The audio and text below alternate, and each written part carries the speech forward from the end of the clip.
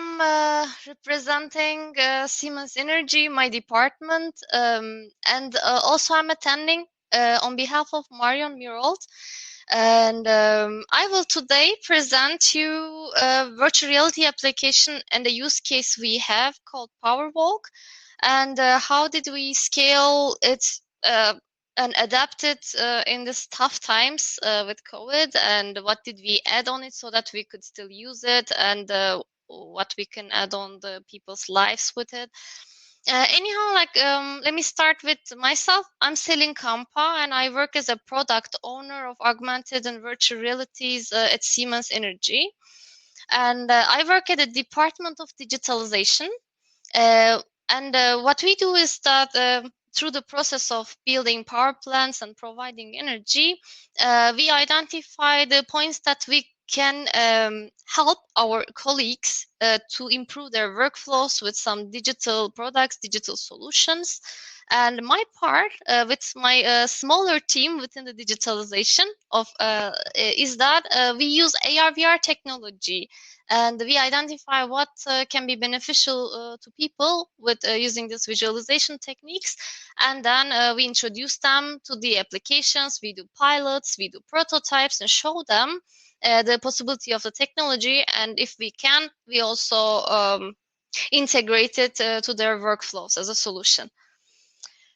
So about Powerwalk virtual reality application, it is an application first developed for a marketing use case, and this is a complete plant, a power plant that is available in virtual reality in 101 scale, and people can attend to it all together. And for marketing, the use case is that they can make customer meetings, they can make internal meetings, and they can align on the model, they can align on their portfolio, and they can still be virtually present while they are located far apart and all over the world. Powerwalk is an internal application development. It's not something that we offer outside, but rather an internal tool.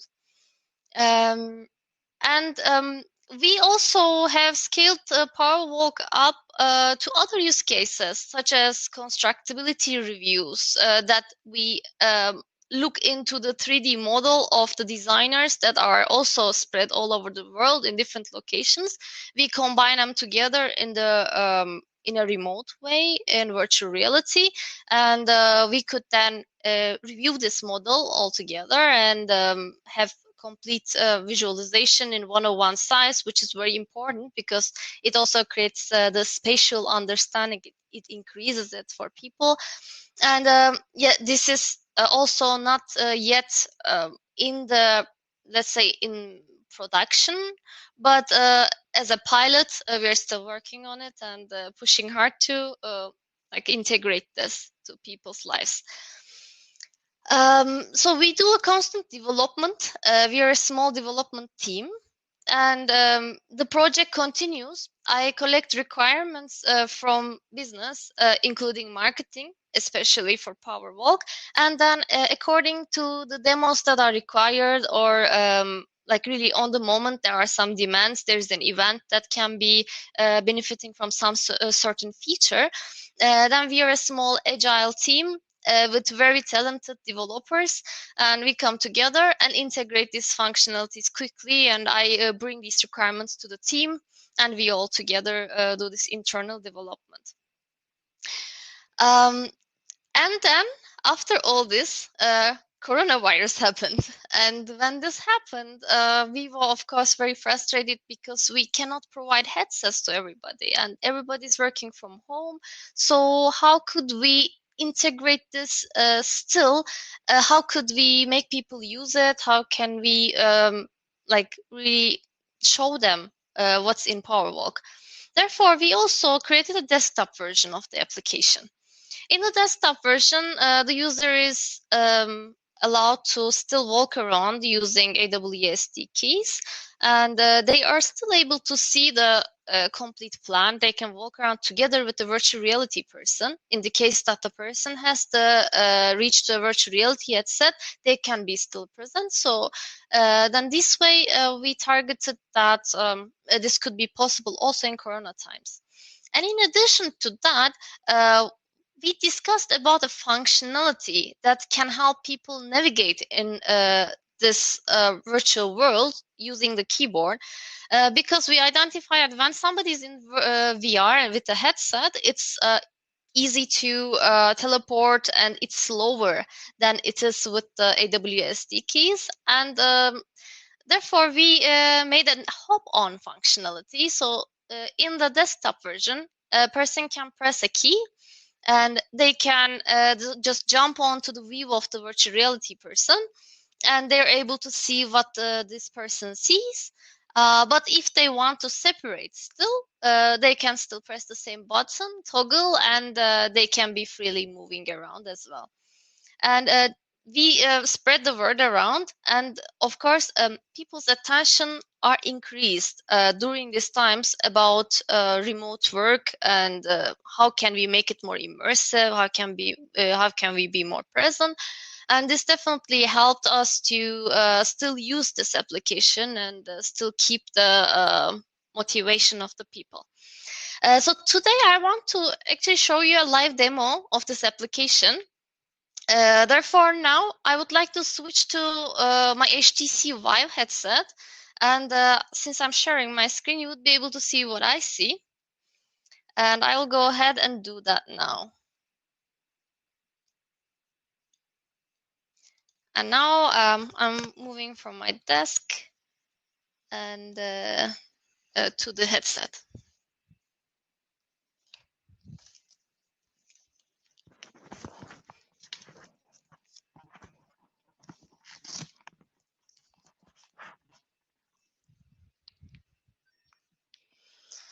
All right, so here we are in one of the power plants. It's the complete plant. We can see that it's a really nice day here.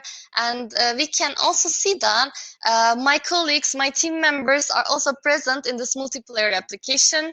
And they are like, guys, please say hi to people. They cannot speak, but like they can wave at us. All the people are represented as these colorful cubes. These are their avatars. We will in the future put more work into making the avatars a little bit more detailed, but this is more than enough right now. Everybody has their own color and their own laser pointer. These laser pointers help us to show what we are focusing on.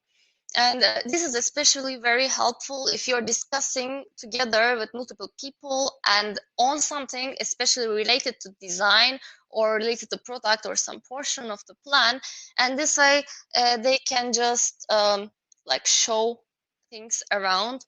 And also they are moving from the keyboard right now. So I would like to show you how they can share the view that the VR person has. Guys, if you don't mind, can you please press on the hop on button?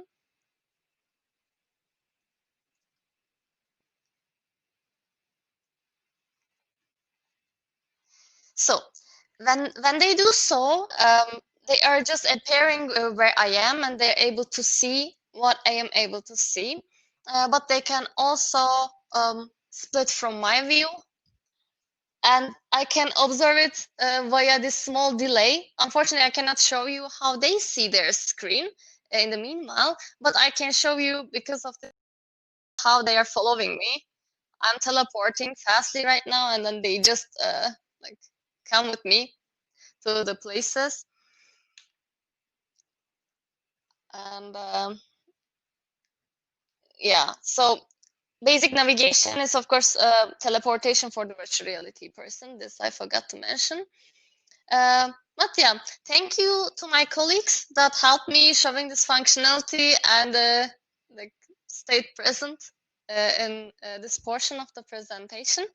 Now I would like to show you how they look also from the top. This functionality is about having a complete bird's eye view of the plant. This way, we plan to keep track of the people present in the environment, and normally we can observe them with some little dots.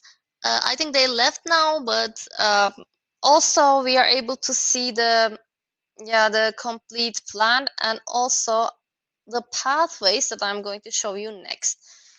So now I'm back to the normal scene. And I can also load some specific pathways so that it is easier in the plant to navigate. It's like breadcrumbs, basically. And also some spots, some portals that we can just appear immediately without searching our way in the plant, which was a big issue because if you have multiple people who are not very familiar with what is where and it's a huge plant, some kind of navigation is necessary to have. And if I click on the next point, I will be appearing on one of the spots that I have set up previously before this presentation to show you. And whenever I follow these breadcrumbs, they become a different color. And then this way I can see my progress and which parts that I covered in this path are already like visited. And yeah, let's go to the next one. This is another perspective. And let's go to another one. This is the third one that I put. And I can also immediately teleport to A, B, or C, or I can name them as the way that I want. And yeah, so this portion is basically it. Also, I can edit these pathways or create my own if I want to. This is a moderator functionality because sometimes we have different kind of demos, and when this happens, they want to visit different parts of the plant. And we created an additional scene for that to be able to design these pathways in the scene dynamically. And this is made by, like, let's say, create a new path, and I say test. And I can drop a teleportation spot like this. And I can name it. Let's name it 1. Sorry about very non-creative naming right now. And then let's go to this direction this time. And I would like to drop another spot here. And I will name this one as well. 2. And let's save and exit, I'm sure. And now I can also review what I have done here. This was the previous pathway that I loaded, and this is the test one. And when I click on this, I can preview what I have created. And if I am not satisfied with this like pathway, I can also delete and make another one later on. Yes. And when I am done with this, I can click on walkthrough again to go back to the scene where other people are, and then I can continue with the remote application. And this is it from the virtual reality application. Now I'm going to come back to my desk and take questions if there is any.